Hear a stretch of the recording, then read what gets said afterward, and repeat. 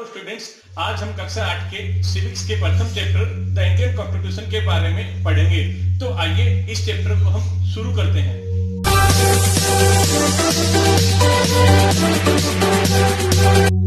मैं Sanjay Kumar Tailor, TGT social science, Kendriya Vidyalaya Ahmedabad, Kent. अभी हम क्लास 8 के प्रथम चैप्टर द इंडियन कॉन्स्टिट्यूशन के बारे में डिस्कस करेंगे, जिसके अंदर हम इसकी फीचर्स, मीनिंग के बारे में जानेंगे। The Indian constitution. First, introduction. We have looked at the Indian constitution in class 6 and 7, our social and political life textbook. हमने कक्षा 7 और कक्षा 6 और 7 की जो राजनीति विज्ञान की पुस्तक है उसमें भी इसके बारे में हमने देखा। Have you ever wondered why we need a constitution और been curious about how to constitution got written or who wrote it? हमने देखा कि हमारे संविधान को क्यों लिखा गया, कब लिखा और किसने लिखा। In this chapter we will discuss both these issues and also look at the key feature of the Indian Constitution, which each of these features is crucial to working of democracy in India, and some of these will be the focus of different chapters in this book. Now, why does a country need a constitution? एक country को constitution की आवश्यकता क्यों होती है? Today constitution in the world have constitution, while the democratic countries are likely to have a constitution. हम देखते हैं कि विश्व के सभी ऐसे लोकतांत्रिक देश, डेमोक्रेटिक कंट्रीज, उनके पास संविधान है। It is not necessary that all countries that have constitution are democratic. ऐसा आवश्यक नहीं है कि वे सारे देश जो डेमोक्रेटिक है उनके पास संविधान है। नहीं, और अदर टाइप्स ऑफ कंट्रीज भी संविधान उनके पास भी होते हैं। The constitution serves several purpose. अब हम यहाँ पे ये देखते हैं कि संविधान की हमें आवश्यकता क्यों है, संविधान की हमें आवश्यकता क्यों है। तो the several purpose, constitution serve several purpose. First क्या है?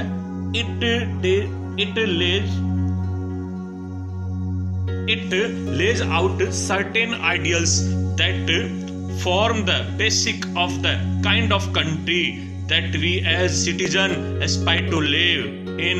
Or put another way, a constitution tells us what is the fundamental nature of our society is. A country is usually made of different communities of people who share certain beliefs but may not necessarily agree on all issues. आपने देखा कि एक देश के अंदर, एक country के अंदर जितने भी लोग रहते हैं उन सबको किसी न किसी प्रकार से रूल्स एंड रेगुलेशन की आवश्यकता होती है, और उसी के परिणाम स्वरूप वहां के संविधान का निर्माण किया जाता है। हम एक एग्जांपल लेते हैं।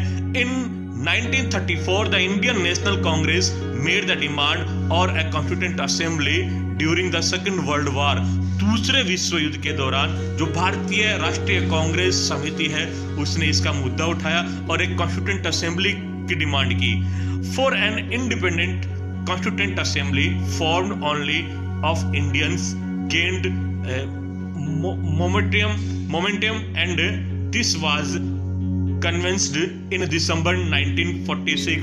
दिसंबर 1946, यानी हमारे देश की जो संविधान सभा है, कॉन्स्टिट्यूएंट असेंबली है, उसका निर्माण दिसंबर 1946 यानी दिसंबर 1946 को इसका निर्माण किया गया था। The people on page 2 shows some members of the constituent assembly. Page number 2 ये देखिए, इधर कॉन्स्टिट्यूएंट असेंबली के मेंबर्स है वो यहाँ पे दिखाए गए हैं। बिटवीन दिसंबर 1946 एंड नवंबर 1949, यानी हमारा संविधान दिसंबर 1946 को बनना शुरू हुआ और नवंबर 26 नवंबर 1949 को यह बनकर तैयार हुआ। यानी 2 वर्ष 11 माह और 18 दिन हमारे संविधान को बनने में लगे। Constituent assembly drafted a constitution for independent India, और जो हमारे संविधान की जो संवैधानिक सभा थी उसने हमारे संविधान का ड्राफ्ट तैयार किया। The constituent assembly drafted a constitution for independent India free to shape their destiny at last after 150 years of British rule. यानी ब्रिटिश गवर्नमेंट के 150 वर्ष पूर्ण होने के बाद हमारे देश में संविधान का निर्माण किया गया। The members of the Constituent Assembly approached this task with the great idealism that the freedom struggle and help produce. You will read more about the work of the Constituent Assembly later in the chapter. और इस chapter में हम इस Constituent Assembly के क्या work थे उनके बारे में हम यहाँ पे डिस्कस करेंगे। नेक्स्ट देखिए सिचुएशन इन नेपाल। हम यहाँ पे एक एग्जांपल लेते हैं नेपाल के बारे में कि नेपाल में क्या सिचुएशन थी। Nepal was a monarchy. Monarchy के बारे में कक्षा 6 के अंदर आपने अच्छे से पढ़ा है। रूल ऑफ किंग, जब किसी देश में राजा का शासन हो उसको हम मोनार्ची कहते हैं। तो नेपाल के अंदर मोनार्ची गवर्नमेंट थी। The previous constitution of Nepal which had been adopted in 1990, कि नेपाल के अंदर जो पिछला जो संविधान है वो 1990 में अपनाया गया था। रिफ्लेक्ट, क्या कहा मैंने कि the previous constitution adopted the final authority rested with the king। क्या कहा मैंने कि the previous constitution of Nepal which had been adopted in 1990 reflected the fact that the final authority resided with the king। A people's movement in Nepal fought for several decades to establish democracy। और नेपाल के अंदर कई दशकों तक लोकतंत्र प्राप्त करने के लिए, डेमोक्रेसी प्राप्त करने के लिए स्ट्रगल हुआ। And in 2006 they finally succeeded in putting an end the powers of the king। और 2006 के अंदर मोनार्ची गवर्नमेंट का वहां पे अंत हुआ। Now the people have to write a new constitution to establish Nepal as a democracy। और नेपाल के अंदर क्या हुआ, एक नए संविधान का निर्माण हुआ।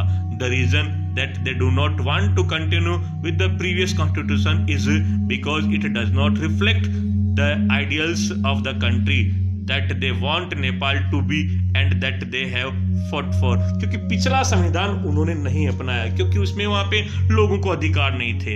अब देखिए यहाँ पे कुछ एग्जाम्पल्स के बारे में आप देख सकते हो। यहाँ पे एक एग्जाम्पल लिया गया है, मिसयूज ऑफ पावर, कैसे लोग पावर का मिसयूज करते हैं। देखिए यहाँ पे हम डिस्कस करते हैं एक स्टोरी के बारे में। Suresh is the class monitor. Suresh क्या एक क्लास मॉनिटर है। He is his classmate are not too fond of him. Mrs Rao the class teacher has to leave the classroom on some urgent work। She asked Suresh to mind the class। Suresh starts picking on Anil। क्या होता है कि class teacher Mrs Rao है, किसी कारण से class से बाहर जाती है। सुरेश जो क्लास मॉनिटर है उसको वो पावर बोल के जाती है। Anil today I am going to report you to Mrs Rao. Anil कहता है कि मैं आज मिसेज राव से तुम्हारी शिकायत करूंगा, उसके बारे में बताऊंगा। But what have I done madam while you were away? Anil kept talking loudly and disturbing the class. He would not listen to me। Anil, you will have to stay back after school today and write। I will not disobey the class monitors 100 times but ma'am did not anything. लेकिन ma'am ने क्या किया, कुछ नहीं किया। यहाँ पे आपने देखा कि किस प्रकार से सुरेश है वो अपने पावर का गलत उपयोग कर रहा है। अब सेकंड एग्जांपल में देखिए, एग्जांपल ऑफ डोमिनेशन एंड मेजोरिटिज्म। मेजोरिटिज्म का यहाँ पे अर्थ क्या होता है, बहुसंख्यकवाद। ये आप देखेंगे। Now next reviews of both the examples. अब दोनों जो यहाँ पे एग्जांपल लिए गए हैं उनका हम रिव्यू करते हैं। Here the class monitor Suresh is wanted to make Anil is an innocent boy and the teacher believe the class monitor, कि कैसे गलत व्यवहार किया क्लास मॉनिटर ने, और क्लास टीचर है वो मॉनिटर पे विश्वास करती है। The constitution usually contains rule that ensure that minorities are not excluded from anything that is routinely available. A constitution is precisely to prevent this tyranny of the majority. Another reason why we domination by the majority of a minority, कि किस प्रकार से majority है वो minority को कैसे हराता है, कैसे अत्याचार होते हैं। This can refer to one community dominating another, that is inter-community domination, or members of one community dominating others within the same community, that is intra-community domination। एक ही समुदाय में कैसे लोग उनके खिलाफ आवाज उठाते हैं और उन पर अत्याचार करते हैं, ये हमने 2 एग्जाम्पल के माध्यम से देखा। Now we are most important part of this chapter is key features of Indian constitution. भारतीय संविधान की प्रमुख विशेषताएं क्या है, देखिए हम यहाँ पे देखते हैं इसकी फीचर्स के बारे में। The beginning of the 20th century, the Indian national movement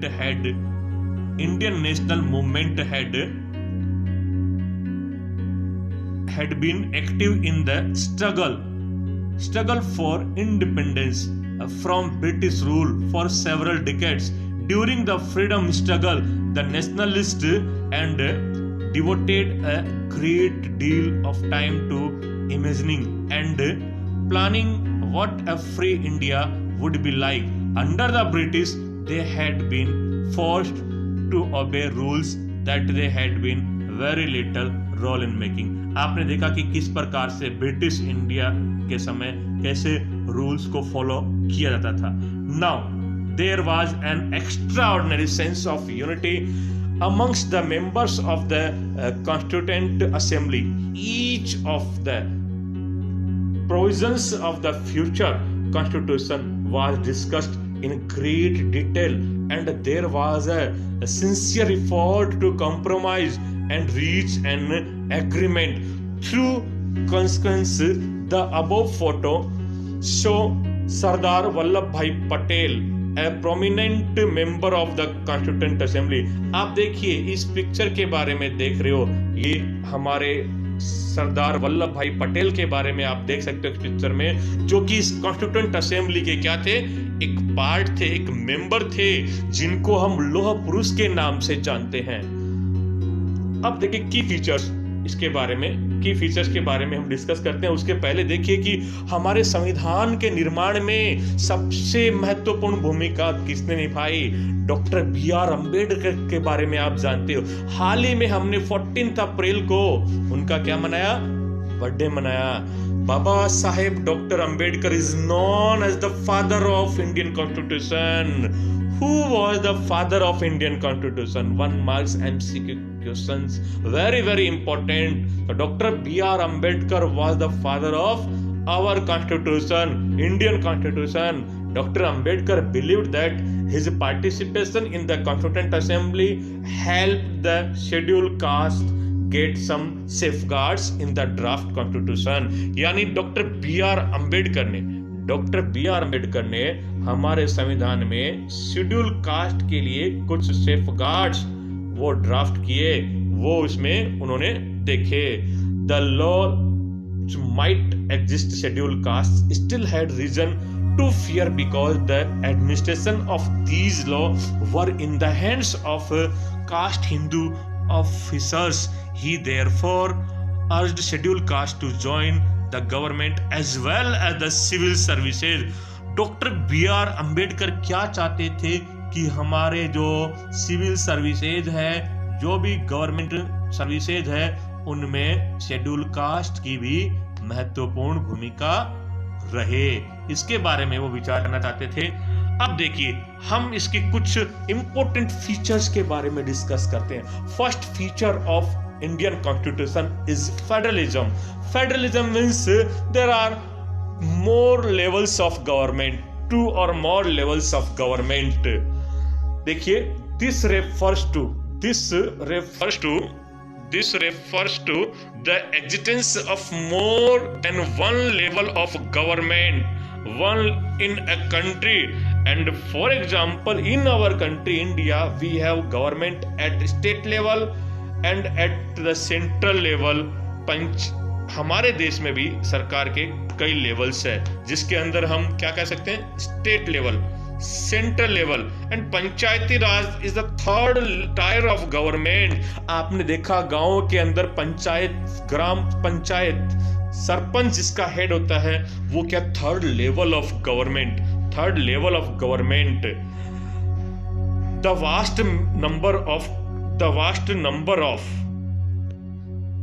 communities in India meant that a system of government needed to be devised that did not involve only persons sitting in the capital city of New Delhi and making decisions for everyone.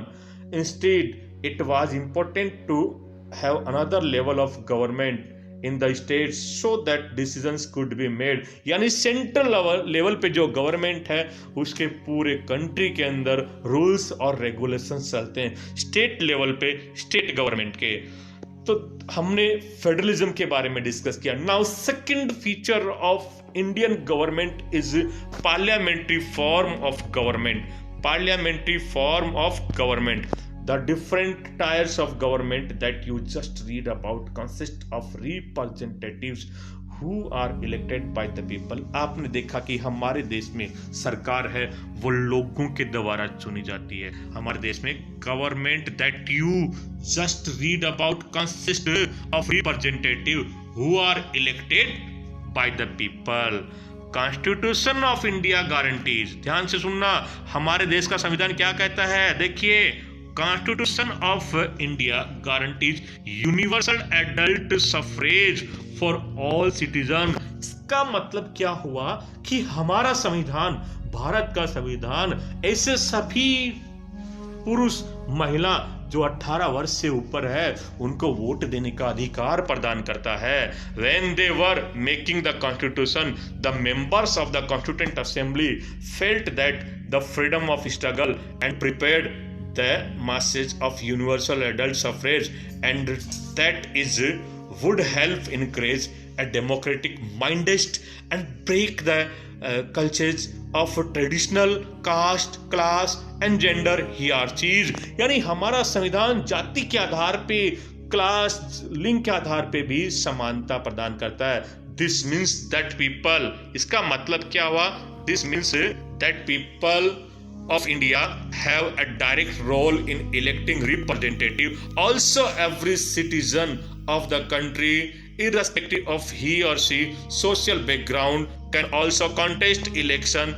These representatives are accountable. The features of Indian Constitution is separation of powers. Separation of powers की शक्तियों का विभाजन। According to The Constitution, there are 3 organs of government. हमारे संविधान के अनुसार सरकार के क्या 3 रूप है। These are the legislature, the executive and the judiciary. 3 प्रकार की है। देखिए इन तीनों के बारे में हम डिस्कस करते हैं। लेजिस्लेचर क्या है? The legislature refers to our elected representative. Legislature means हमारे जो रिप्रेजेंटेटिव है, जिनको हमने चुनाव के अंदर चुनकर भेजा, वो व्यक्ति। The executive means is a smaller group of people who are responsible for implementing law and running the government. ऐसे लोग जो कानून का इम्प्लीमेंशन करते हैं और सरकार को चुनते हैं। And third, very very important part, the judiciary, which you will read more about in chapter 3 of this book. इस बुक के तीसरे चैप्टर में हम इसके बारे में अधिक डिस्कस करेंगे।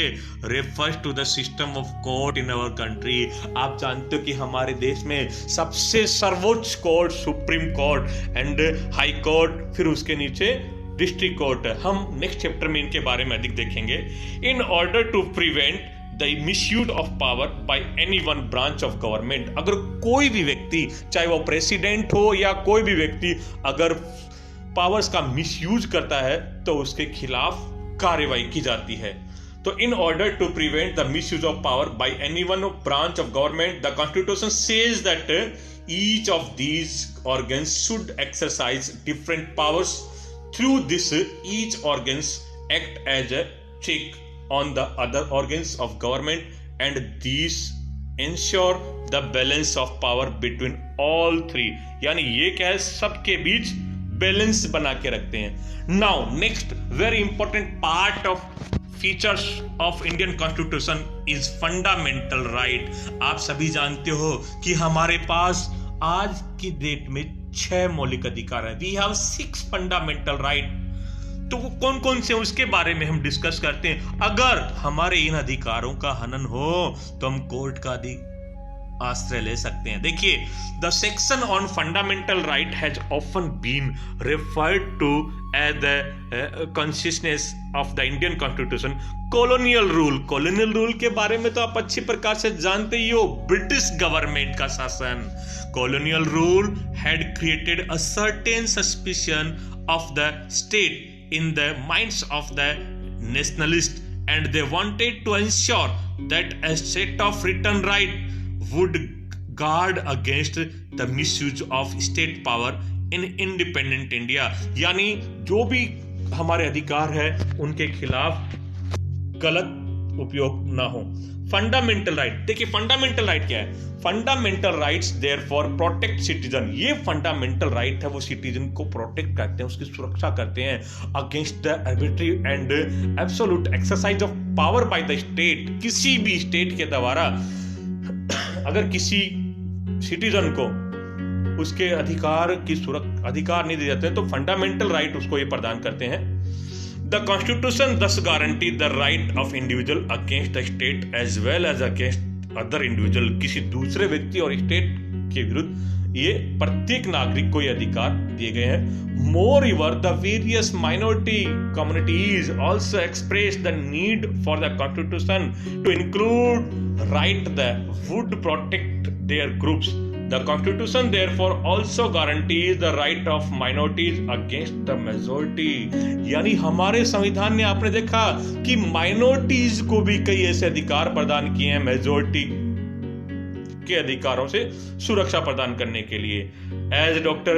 Ambedkar has said about these fundamental rights, their object as twofold. The first objective is that every citizen must be in position to claim those rights. हमारे संविधान के पिता ने हमें बताया कि 2 प्रकार से इन अधिकारों के उद्देश्य हैं. फर्स्ट क्या बताया?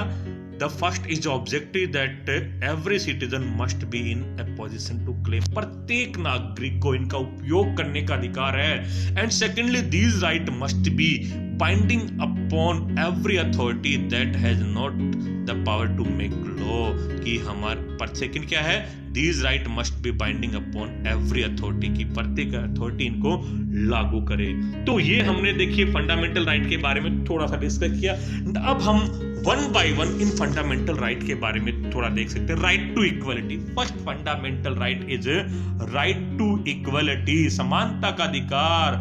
ऑल पर्सन्स, देखिए ऑल पर्सन्स, ध्यान से देखिए, all persons equal before the law. This means that all persons shall be equally protected by the law of the country. यानी एक देश के अंदर सारे व्यक्ति कानून के समक्ष समान है. It also states that no citizen can be discriminated against one on the basis of their religion, caste, sex. यानी एक देश के अंदर किसी भी व्यक्ति को धर्म के आधार पे, जाति के आधार पे, लिंग के आधार पे हम भेदभाव नहीं कर सकते.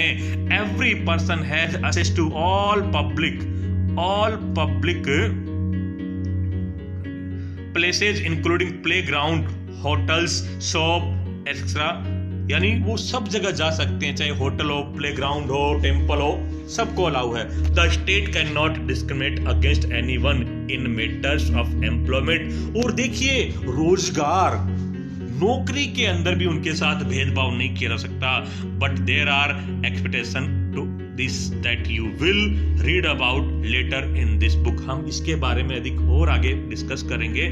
The practice of untouchability has been abolished. आप देखिए, छुआछूत, पहले एक व्यक्ति लोअर कास्ट के व्यक्ति के पास बैठ नहीं सकता था. आज हमारे देश के संविधान ने उस अनटचेबिलिटी को एबोलिश कर दिया, खत्म कर दिया. अब हम दूसरे मौलिक अधिकार, राइट टू फ्रीडम. देखिए, इस फ्रीडम के तहत, इस अधिकार के तहत क्या होता है? This include the right to freedom of speech, बोलने की स्वतंत्रता, and expression, the right to form association, association बनाने की स्वतंत्रता, the right to move freely, कहीं भी घूमने की स्वतंत्रता, and reside in any part of the country, कहीं भी रहने की स्वतंत्रता हमारे देश का संविधान हमारे देश के नागरिकों को प्रदान करता है. And the right to practice any profession, occupation और बिजनेस, यानी हमारे देश का नागरिक कोई भी रोजगार अपना सकता है, कोई भी काम कर सकता है, कहीं भी जा सकता है, कहीं भी रह सकता है. ये सारे के सारे हमारे राइट टू फ्रीडम अधिकार के अंदर हमें मिले हैं. Now next, third, right against exploitation, शोषण के विरुद्ध अधिकार. राइट अगेंस्ट एक्सप्लॉयटेशन, शोषण के विरुद्ध अधिकार. कोई भी 14 वर्ष से कम उम्र का बच्चा किसी भी होटल के अंदर, किसी भी फोर्स्ड लेबर में काम नहीं कर सकता. देखिए इसके अंदर क्या है? The constitution prohibits human trafficking, forced labor and employment of children under 14 years. हमारे देश का अधिकार, हमारे देश का संविधान हमें, हमारे देश के नागरिकों को ये अधिकार प्रदान करता है, किसी भी व्यक्ति का शोषण ना हो. Next, right to freedom of religion. हमारे देश में सभी धर्मों के लोग रहते हैं, हिंदू, मुस्लिम, सिख, ईसाई, बुद्धिस्ट एंड जैनिज्म. उन सभी लोगों को अपने धर्मों को अपनाने का अधिकार है. Religious freedom is provided to all citizens. Every person has the right to practice, profess and propagate the religion of their choice, यानी वो सब अपने अपने धर्मों को अपना सकते हैं. Next fundamental right is cultural and educational rights. The constitution states that all minorities, सभी माइनॉरिटीज, लोअर माइनॉरिटीज, मुस्लिम, सबको उनके कल्चर, उनकी एजुकेशन अपनाने का अधिकार है. लिंग्विस्टिक कैन, किसी भी भाषा को वो अपना सकते हैं in order to preserve and develop their own culture, और अपने कल्चर को वो प्रिजर्व कर सकते हैं. Now next and 6 very very important fundamental right is right to constitutional remedies. इसका मतलब हमारे बाकी 5 अधिकारों का अगर हनन होता है, अगर हमें मानने से इनकार करते दबाव डाला जाता है, तो इस अधिकार के तहत, इस राइट टू कॉन्स्टिट्यूशनल रेमेडीज के अंदर हम कोर्ट में जा सकते हैं. This allows citizen to move the court if they believe that any their fundamental right have been violated by the state के द्वारा उनका वायलेशन हुआ है, तो हम वहां पर जा सकते हैं. तो अभी आपने देखा हमारे ये जो फंडामेंटल राइट है उसके बारे में. नेक्स्ट जो हमारी फीचर है, लास्ट वेरी वेरी इंपॉर्टेंट, जिसके आधार ऊपर हम नेक्स्ट चैप्टर अंडरस्टैंडिंग सेक्युलरिज्म, इस बुक के सेकंड चैप्टर में हम इसके बारे में डिस्कस करेंगे. All peoples follow their religion, सभी लोगों को उनके धर्म को मानने का अधिकार है. सरकार का कोई धर्म नहीं है. A secular state is one in which the state does not officially promote any one religion, यानी सरकार किसी भी धर्म को ऑफिशियली नहीं बोल सकती कि ये सरकार का धर्म है. सरकार सभी धर्मों को मानने की स्वतंत्रता देती है. क्वेश्चन यहाँ पे दिए, define the term constitution. A written document in which we find law and rules is called. जहां पर हम कानून और नियमों को एक साथ देखते हैं उसको हम संविधान कहते हैं. What is the meaning of fundamental right? Make a list of fundamental rights. तो यहाँ पे देखिए, the set of rights which ensure the life of dignity and honor to all in its jurisdiction, यानी नागरिकों को जो अधिकार प्रदान किए जाते हैं, जिनके आधार पे उनके जीवन की सुरक्षा की जाती है, उसको हम फंडामेंटल राइट कहते हैं. देखिए इसमें right to equality, right to freedom, right against exploitation, right to freedom of religion, cultural and educational rights, right to constitutional remedies. Now next, ये देखिए यहाँ पे दिया गया है the father of the Indian Constitution is, यहाँ पे क्या डॉक्टर राजेंद्र प्रसाद क्या right? No, doctor Rajendra Prasad is not right. Right answer of this is doctor B R Ambedkar. Doctor B R Ambedkar. तो यहाँ पे doctor B R Ambedkar is right answer of this question. Now next, the president of constituent assembly was, हमारे संविधान के जो president थे वो थे doctor Rajendra Prasad. Now next, which one of the following is not key feature of the Indian constitution. हमारे संविधान की फीचर्स के बारे में हमने देखा, फेडरलिज्म थी, सेक्युलरिज्म थी, separation of powers, but presidential form of government is not feature of Indian constitution. Now next, describe की फीचर्स के बारे में हमने देखा, federalism, parliamentary form of government, separation of powers, fundamental rights and secularism. इन सब के बारे में हमने देखा. तो आपने भारतीय संविधान के बारे में, द इंडियन कॉन्स्टिट्यूशन के बारे में गहनता से जाना. आज का ये अध्याय, ये चैप्टर यहीं से समाप्त होता है. फिर हम मिलेंगे नेक्स्ट चैप्टर के साथ. धन्यवाद.